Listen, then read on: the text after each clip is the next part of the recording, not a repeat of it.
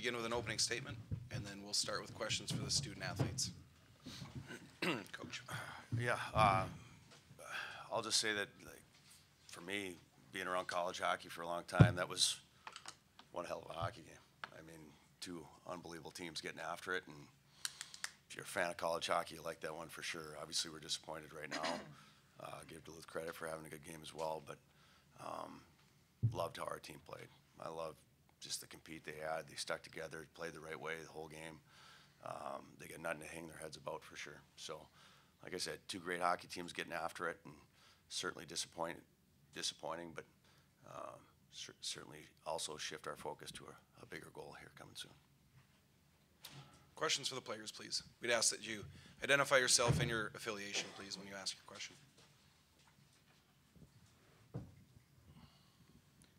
Matt Wellens, Duluth News Tribune.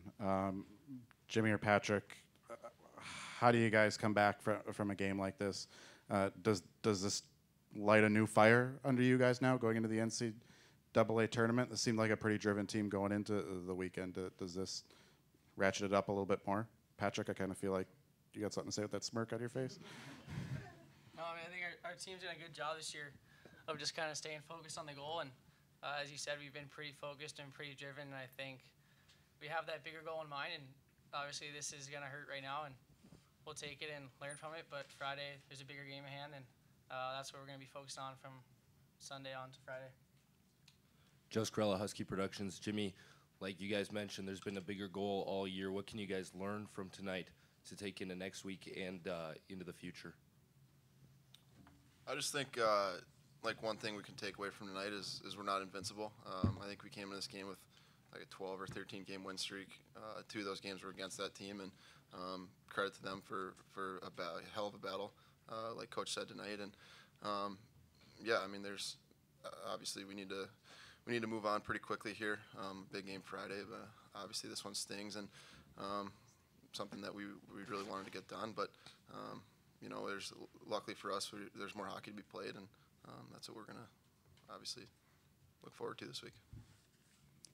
Jimmy, Candace Horgan, U.S. College Hockey Online. It seemed like there was a big momentum shift in the third when it seemed like Blake Glazat had scored, and then that goal got called back. Did you guys feel that, and what were you talking about on the bench while that play was under review? Yeah, I mean, obviously that would have been nice. He made a really good play, and you know, that's just something we need to be able to move on from and battle through.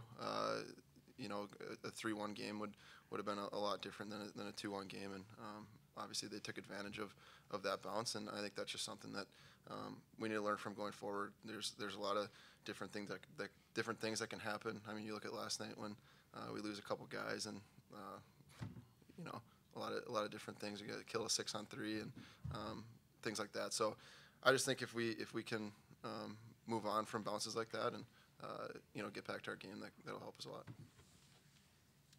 Question for Jimmy, Nick Maxon, KVSC Radio. Jimmy, as these longer games keep going further and further away, how do you manage the emotions and maybe the nerves that go into a game like this, as mistakes can maybe just be more magnified? How do you manage just keeping that original game plan in place and not letting the emotions of that moment get inside your head? Yeah, I mean, that's tough. You know, it's hockey's an emotional game, and the longer the season goes on, the longer the games go on, it gets more emotional. But I think tonight our team did an incredible job of staying positive, staying focused, and just trying to stick to our game plan. And I think that's a real testament to the maturity of our team, the character and the leadership of not just, you know, the captains, but the senior class and the upperclassmen, and all the guys just kind of bought in. And you know, we were having fun in the locker room between those overtimes and kind of pushing each other, and looking forward to playing. And yeah, like you said, the one mistake, if I just get a puck deep, that's you know, that goal doesn't happen. But you know, learn from that and move on. McAdam from the rinklive.com.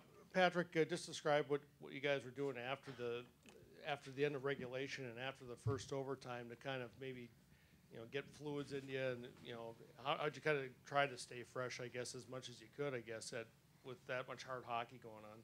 Yeah, I mean, the way our two teams play, obviously, it's probably some of the hardest hockey you'll see all year. So I think guys are just obviously fluids and food, and I think the biggest thing for us is just we try and stay positive and stay talkative. So obviously guys fill up, and feel into the game when the overtime comes, and we did a pretty good job of that between both. So it's really all you can do in a time like that. Patrick, Matt from the Duluth News Tribune. Did you guys feel like maybe you had a step on the Bulldogs in overtime? And if you did, is there a strategy you were trying to employ? It looked like maybe you're trying to catch them in transition. Or what was kind of the mentality going against a team that it seemed like you guys had really worn out after they had to kill a lot of penalties in the second? I wouldn't say we were changing anything really in overtime. I think we'd been pretty good with our game plan all night, so we really just wanted to stick with that. And I think having more jump, I think at that point in the game, obviously every team's trying to capitalize on a turnover, and that's usually how things go. So not really thinking too much about transition, just trying to make the hard right play. And I think both teams did a pretty good job of that all night. Couple more for the players. Okay, thanks guys. You can head back. Questions for Coach Candace? Coach, Candace Horgan, U.S. College Hockey Line. Can you talk about your team's first period? It seemed like you were buzzing all over them, and Duluth was probably pretty lucky to come out of that period tied 1-1. Yeah, we obviously we wanted to come out with a good start. I could tell the guys were real emotional for the game. Before the game was a big game for them, and we loved our jump. We were winning races to pucks. We were getting there first. We were, we had gone through 4 line changes before they had gone through 2, and hemmed them in their zone pretty good. And real similar to a game we played up in Duluth early, a loss on a Friday night where we got to find a way to get that lead and extend it, if we can. So, because after that first 10, 12 minutes, I thought it was a real even, really good hockey game. But we really liked the momentum we created with the start. Coach Fitzy slides into that Paling line tonight. What did you think of that line in general and Fitzgerald's effort? I thought the line was real good. I think Fitzy's still, I think as hard as the weekend was on the team physically, it was good for him because he's still trying to play back into shape, essentially. We wanted to keep playing him. We think that that'll help him get to hopefully quicker to mid-season form or end-of-season form by next weekend because he certainly hasn't played much hockey here in the last 8 weeks. Brett Larson, Nick Maxon, KVSC Radio. The old cliche in coaching, you have to have short-term memory loss. How do you refocus not only as a coach, but how do you refocus your guys going into the NCAA tournament next week? Well, you know what? I'm actually not going to really redo anything because I loved our team tonight. I did. I loved how they played. It was a great hockey game. I mean, you tell me there's going to be a better game than that all year, to be honest. And I'm really happy with our guys. I love the way they played. Brett, John Gilbert from Duluth Reader. You know better than anyone how UMD last year had this amazing capacity to appear comfortable even with 5 rookie defensemen in their own zone. And that's the way they played tonight. You were coming at them and getting all the shots, but they didn't seem rattled in that first period. Is that something? Nothing surprised you in that? No, it didn't surprise me a lot. Obviously, we knew they could weather some storms that way, and obviously Shep made some big saves too.